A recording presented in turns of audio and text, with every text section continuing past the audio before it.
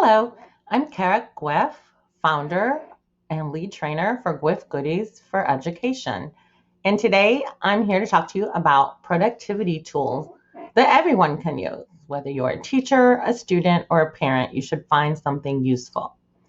Most of what I'm talking about today has to do with Google tools in Chrome or Docs or Slides, but there are some just websites I'm sharing as well. So even if you're not a Google Chrome or Google user, you can get something from the website material.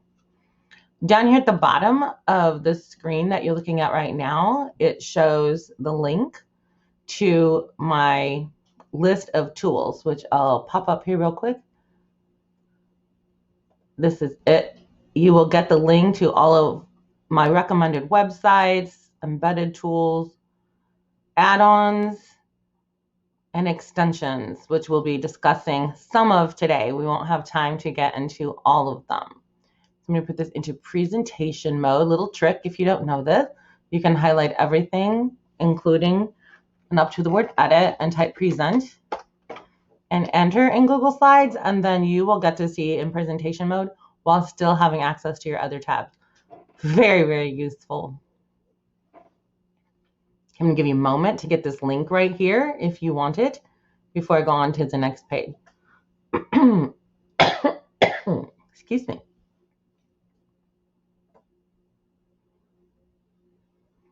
Okay, I will show that back up at the end again, or you can rewatch the video to get it as well.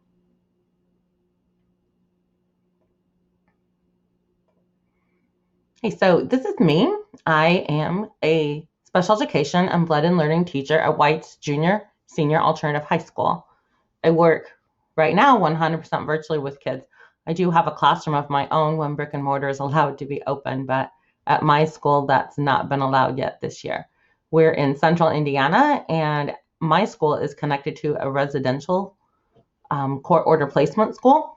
And so that department has decided nobody can go in and off campus except for the people that work and live there, because that's keeping that environment more contained. So it's been new for me, like it's been new for a lot of you, I'm sure. We're learning to adapt. And productivity is one of the things that helps us learn to adapt better, because we can get more done in less time. I do have 30 years of teaching experience in K-12 special ed, gen ed intervention, and co-teaching. And if you'd like to connect further, you can follow me on Twitter. I share tips and resources and trainings that I find. I have a Facebook group called Thriving in SPED, which if you look up that title, you can request to join. And this is my email. Okay, we're going to talk about websites first, and then I'm going to come back to this slide and explain the difference between embedded tools, add-ons, and extensions. So I'm going to go over here to my list of websites. And the very first one I want to show you is minutesplease.com. When I discovered this about 3 or 4 years ago, it was so powerful for me and for my students. So all you do is put the website you want to put in there. So if I decide to put facebook.com, and I'm going to just put 1 minute so that it'll be easy to demonstrate this. And then you say, please. So it opens Facebook so that I can interact, check out my stories, maybe check my notifications, see what's important. Oh, the internet's slow. That's not good. Probably because of my camera. I'm going to slide through right here. Oh, here's a funny. Oh, I don't want to show that. Somebody put a funny with a not nice word. Thanks for my video. Oh, my friend's cute kid, so I like that. And as a minute comes up here, it's going to, hopefully, if working correctly, shut the website down. So I'm hoping that that happens while I'm scrolling here to demonstrate for you. That's a good one. Today I had my student tell me that God wanted him to sleep during the day. Oh, he wants me to sleep too. But we all have to get our responsibilities done. And there it did it. It did not just pop up, it shut the website down. Now, Can I reopen it? Sure, I can. But the power in this is now it's a choice. So I use this for myself because I can get lost in the Facebook track forever. So I will set this for 20 minutes so that I don't get lost in the suck of Facebook and spend more time than I want scrolling through my friends' posts, and then I get back to doing something productive. Sometimes I use it for a 5 minute break to listen to music or play like an online puzzling game or something.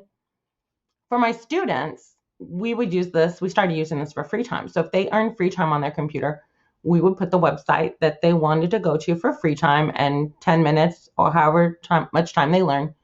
And then this would pop up. Now, in the beginning, I had to keep track a lot of when the 10 minutes were because they quickly I'll put some more minutes in there when it's done.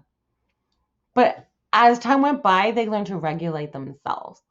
And it was so powerful because kids knew they weren't going to get in trouble for staying on too long because I have some kids who just would get lost in their game and forget the time. It wasn't purposeful. And so here you can't. Boom, it's gone. Now, depending on your game and if it auto saves, that can cause a little anxiety for kids. So it doesn't work for everything, but it is a really powerful site to manage time. The next one I want to show you off this list is called Do Nothing for 2 minutes. This is more of a training app. So when I click this and go to the website, it starts timing. Oh, I bumped my mouse. It starts timing the 2 minutes immediately. And if you bump your mouse or your keyboard in that 2 minutes, it will start over. Now, 2 minutes doesn't seem like a long time. It's a really long time for somebody with ADD and has focusing issues or somebody who's very stressed to not move. So I require the kids to sit with their hand on the mouse or on the keyboard because then it will, see, I like barely touched my mouse and it did that. If I barely touched my keyboard, I'll do it again. So it's a great training way to help you build up the ability to focus. Some of our kids for 2 minutes of focus is huge. It's also a relaxation technique just to turn that on. If my volume was working through the app, you could hear like the sounds of waves. So sometimes I'll just go here and lean back in my chair. I know I've got just 2 minutes until the work comes rushing in again. And research shows us that taking small, short breaks helps us be up to 50% more productive. So it's important that we are doing things to help ourselves be productive. Okay. Then I want to just point out the other things I have on this list, but I don't have time to go through them. Grammarly is a productivity website that checks writing for accuracy. There is a free version that's pretty good. And I require all of my students to put any writing assignment that they do. I don't care if it's for history, science, I want them writing to their best ability. They have to put it through that before they turn it in. That means I'm putting it through it before I grade it, because if I put it in Grammarly, it shows a whole bunch of errors, then I know that they didn't. And I just give it right back to them and they have a 0 until they turn it back in after they correct it with Grammarly.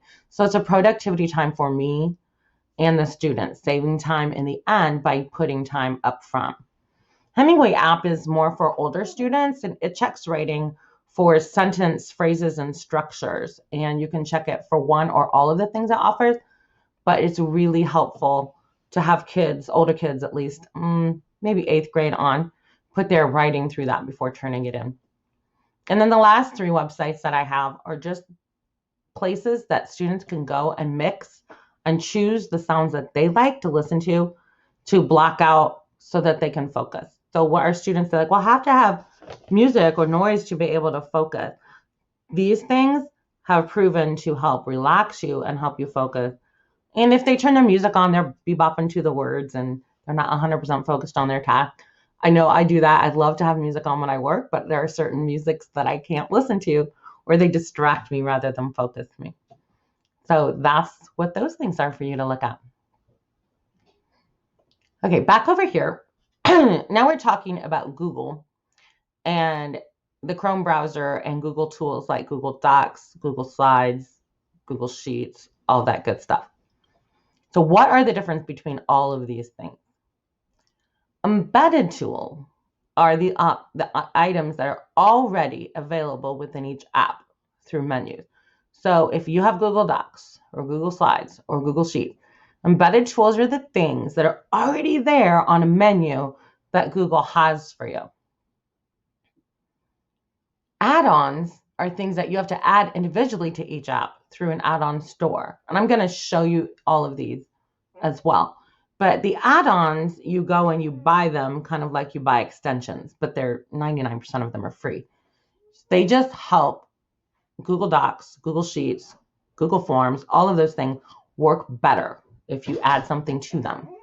And then extensions actually are added to the Chrome browser through the Chrome Web Store, and they work in any online environment and are not app specific. So if you have an extension, it will work no matter what page you're on. Add-ons only work for whatever you attach them to. And embedded tools are just there, ready for us to use to help us. But we don't know they're there all the time. So I'm going to show you some of my favorite hidden tools. Okay, so I'm going to pull up and go down to embedded tools and start there. Because these are the things you don't have to do anything to get. They are just there. So the first thing I want to show you is voice type. And everybody has access to voice type.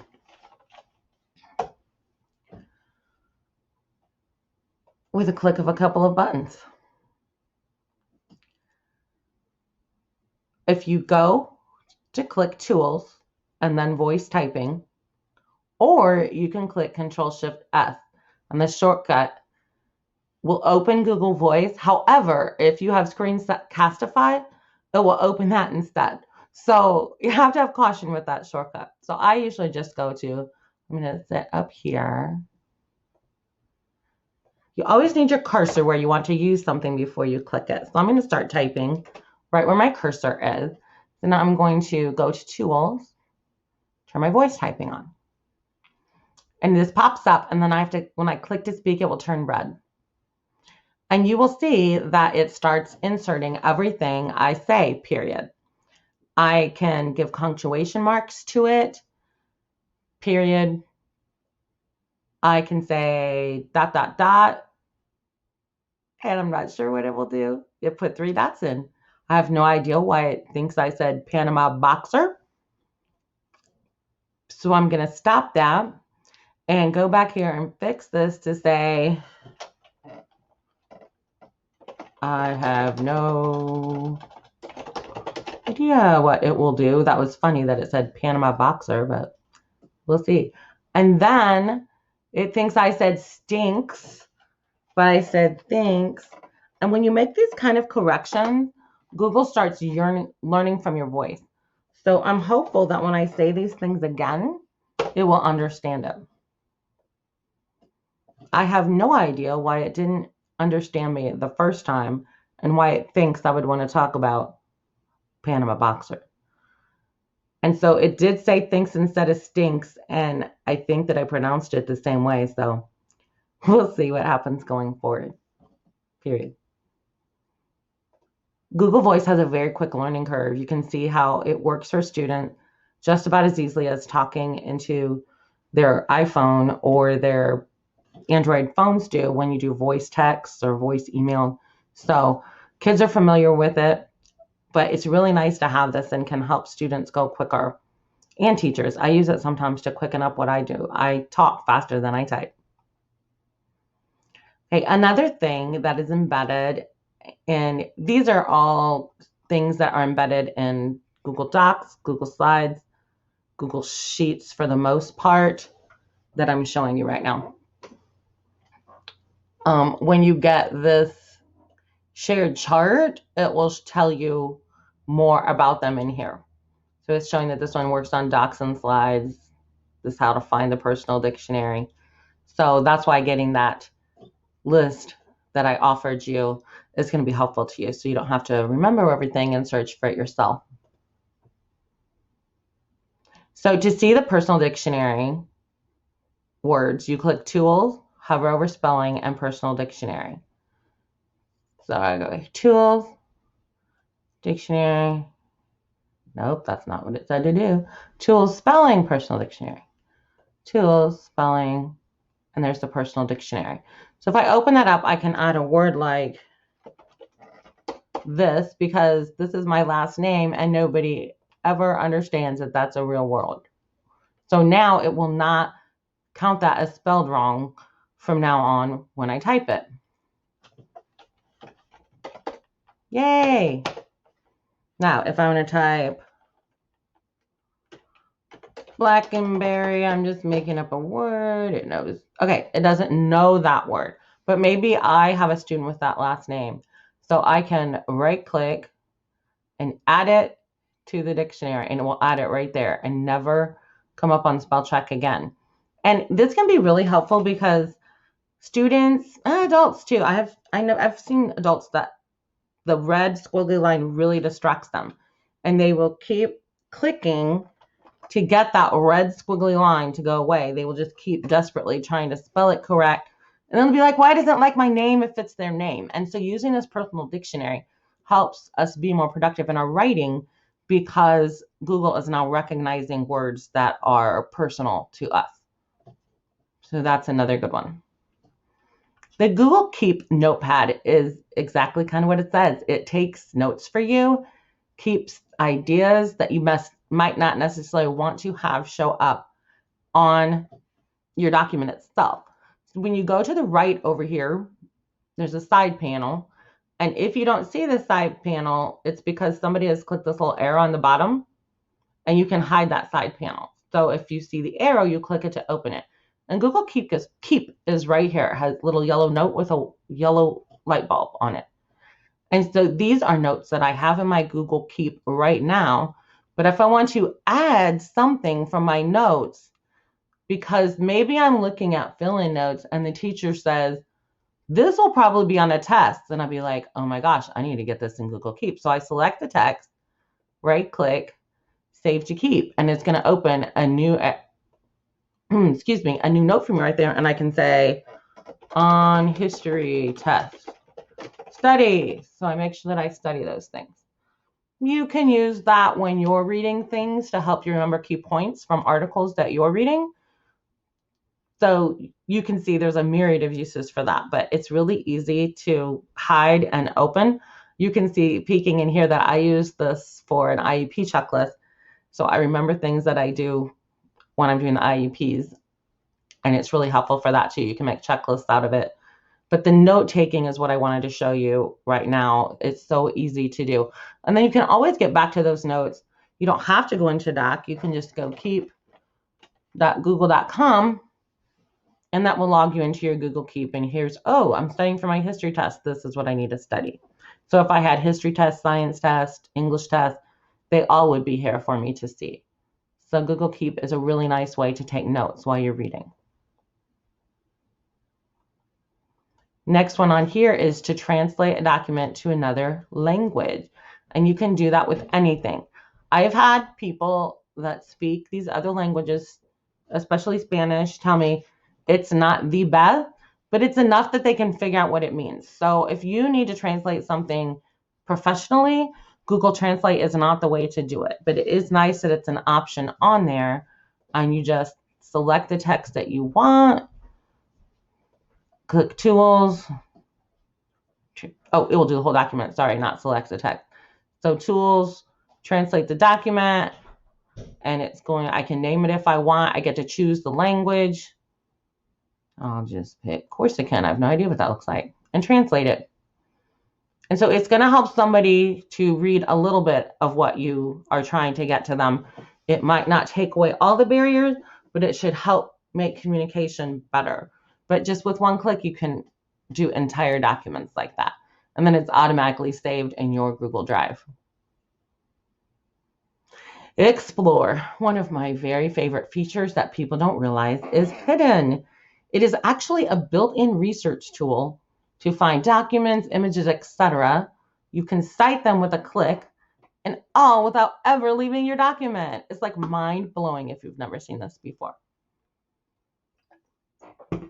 So if I have a word that I'm not sure what is, and right now I'm sort of obsessed with Z-donks. I don't know if you've ever seen one, but they are so cute. So I'm a little obsessed with them. So I'm going to put Z-donk in here. Then you select a text you need to add research or images for. So I'm supposed to find information in an image about a Z-donk. So I'll select the text, right click, and I can click explore. And this little side window is going to pop up, and right now it's searching my drive. Unfortunately, there's nothing in my drive about a Z-donk. But now I can search images. Oh my gosh, look at the cute little Z-donks. Aren't they adorable? Like little donkeys with striped stockings on. These gray kind are the kind that I've seen on a safari in Missouri. So adorable. Now that's not a Z-donk. I'm not sure what it is with. But look at this cutie little thing. They get the zebra mane. Anyhow, I'm digress. So say I like this picture, I can left click hold, drag it into my document. Boom, just like that. Then I can resize it. Oh, it's not taking up my entire document. Where did you go, Mr. Z-donk? There it is. So there's the Z-donk, and you will see when you click it, it is automatically cited. So you don't have to do anything else when you drag that image over there. So cool, right? Well, now I need some research about my Z-donk. So I can click on web, and it's going to take me to websites that have information about Z-donk. So what the heck is a Z-donk? Oh, it's an unusual cross between a donkey and a zebra. I need to know that. So I drag this over here, and I get my text. And then I can click the little quote right here and cite it. Boom, it's done. It made a little footnote 1, and down here, it put the link to that information. Is that mind-blowing or what? Now that can help research be so much more productive and less time wasting. Now it will do that same thing if you click this, even if you go to the website. So if I need more than just this little tidbit, I can go to this website.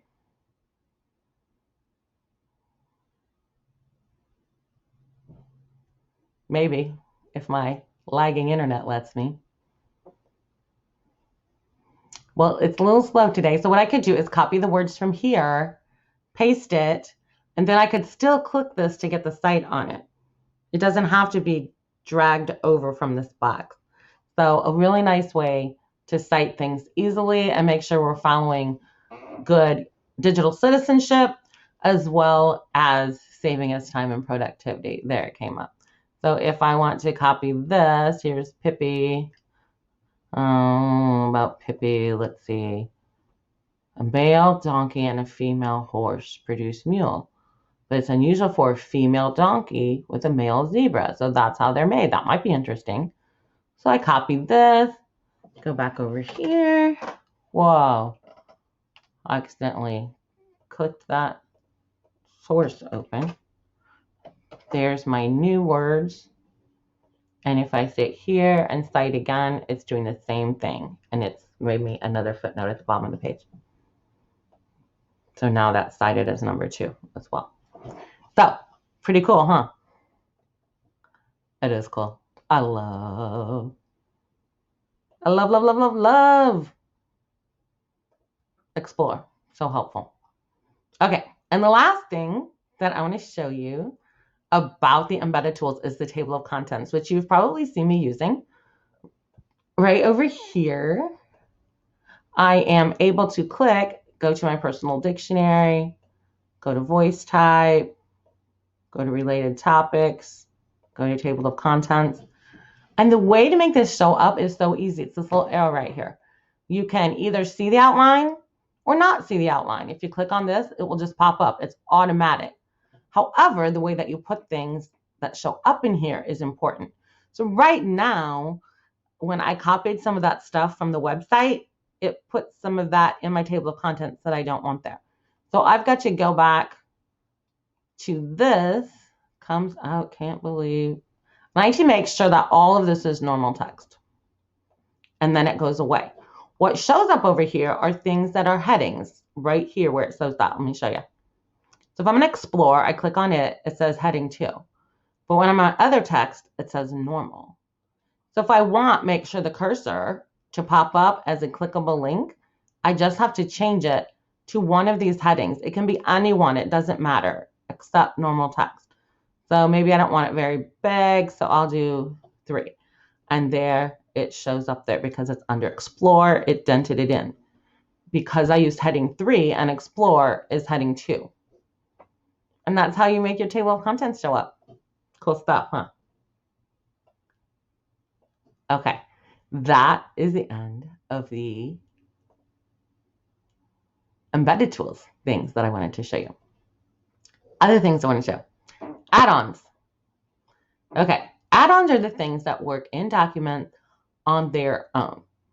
Their table of contents is on here because Google didn't used to automatically put the table of contents on the side, and you had to have an add-on to make that happen. So you don't anymore. So yay, no more need for that table of contents add-on.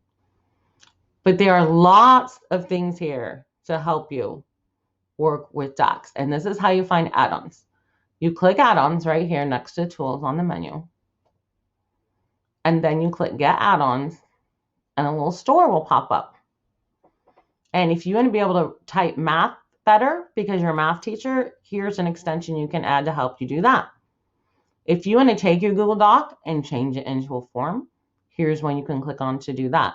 So if you click on one, it gives you more information about it. Gives you an overview, gives it reviews by teachers, or not teachers necessarily, but other users. And then you can click. Yours will not say domain and individual install because I have a business account with Google. I can install this to my entire domain or just myself. Yours will just say install. And so you just click install if you want to install it. It's telling you it needs permission to do its thing, and then you hit continue. You have to click your Google account. You have to allow these permissions because it's going to interact with the doc. You're giving it permission to do that. And then it's showing you where to find it now that it's installed. So now when I go up here, and if I want to change this doc into a Google form, I'm able to do that right here by clicking that. I don't want to do that, so I'm not going to click it. So my job right now isn't to show you how to use all of these add-ons, but just to show you how to get add-ons that might help you. So Doc Tools has lots of things that can help. It can change text to all caps, change numbers to words. It can sort things in tables that you have. So that's really nice. Power Tools is for sheets and will help you sort things in comments like splitting first and last name, stuff like that. Full Deck are some free images. That's in Google Docs. Unsplash is for Google Slides. Then there are lots of templates that can help save you time. EasyBib is for citing sources. If you don't happen to be using Explore, EasyBib can cite in a click. And then sometimes when you're in a Google Sheet, you would prefer that information be in the format of a Google Doc. And so I recommend this one a lot as well. So those are add-ons and how to find and where to find them. Extensions go up here on the bookmark bar, and not the bookmark bar, sorry. The bookmark bar is down below here. The one up here is the URL bar. So this is where you would type your website, and right next to it, you can see extensions that I have added. And remember, extensions work on the entire internet. So whatever website you're on, these things will work. So I'm going to show you my first favorite one, which if I'm going to go over here and pretend I was doing this research on a ZDoc, and rather than have to keep going back and forth, copy paste, my favorite extension, I use it daily, is Tab Resize. And it's this little blue box with a white arrow. I click it and I get all these options. I could split my screen into 4 windows, 4 tabs, 2 tabs up and down, 2 tabs side by side. This is my favorite one right here. That splits the screen. So now I have my research over here, and my research is on one side, my paper's on the other side. So now I can just say, oh, I need this information, and I can just drag it over here instead of having to cut and paste. So very helpful for kids who are doing reading activities and they need to fill in while they read, fill in notes for chapters of science and history book. my kids use it a lot, but I use it a lot as an adult as well in my personal and teaching life because it's nice to have multiple screens at once instead of clicking back and forth all of the time. When I want to put everything back together, I just click that blue box again and say undo, and boom, all my tabs are back together again. So that is one extension that I use on a daily basis that I super love. You might notice my gigantic cursor down here pointing. That comes from the extension called Custom Cursor for Chrome. And it is so fun. When I click on this, look at all the choices I can have. I can have a Teenage Mutant Ninja Turtle. And so when there's something to click, he will turn into the Teenage Mutant Turtle. Let's see. Why isn't he turning into the turtle? I thought he's supposed to turn to turtle. There he goes. Okay, so if I go up here and it recognizes I have to click something. So he goes back and forth from turtle to sword to point. Would drive me crazy, but I could see some kids would like it. My favorite is this one right here, mostly because it's see-through. So you can see my cursor goes on here and I can still see what's behind it. So I like that it doesn't hide that. And then it turns into a pointer finger that I still can see through when I'm on things that are clickable. So that's really helpful for me. But there's so many to choose from. It's fun, fun, fun. Probably doesn't help you be more productive, but I like it. We do something for fun, right? So let me go back to my list. Some other extensions that I love is AdBlock. AdBlock Plus asks you for a donation. It is free, but it asks you for a donation to help keep it running. So I donated $10 3 years ago, and I've gotten more than $10 worth out of it because it blocks so many ads when you're searching things. So that's amazing. Saved Drive. If you're a Google user, you need this because it saves anything you're on to your Google Drive. So I'm looking up this information about ZDonk. I don't have time to look at it now. I can just click with a button, save this to my drive. And now when I go to my Google Drive, this document will automatically be there. It actually popped up on a different screen because I have two computer screens going and I can't get that drag over. Sorry, it's not cooperating with me. Oh. It won't let me drag it. It's on the other screen. But anyway, it will pop up and ask you which account you want to use and then save it directly into your Google Drive. Sorry, I can't show that very well right now. Homework Tracker, great productivity tool for students. It actually is embedded on here. I don't think I have it installed on this account. It'll be up here, and every time they click it, there'll be a list with their work that they need to do with the due date. It's really, really helpful. So I am about out of time. I've gone over 30 minutes, and I don't want this to be too long for you and not valuable. So there's lots more that you can look at what they do and why I like them. I explain them. And thank you for tuning in. I hope you learned a lot. I'm going to go back to my first slide that shows my information so that you can hit me up on Twitter or ask to join my Facebook group, Thriving in SPED, or email me if you have any questions. I'd be glad to interact with you. I love sharing and I love learning. And if you missed the link to the handout that has all of the links on it, that is right here. https://bit.ly/GUIFF, That's funny. It looks like Praise the Lord links. It's supposed to be productivity tool links. That's funny. Embedded. Thanks for tuning in. Bye.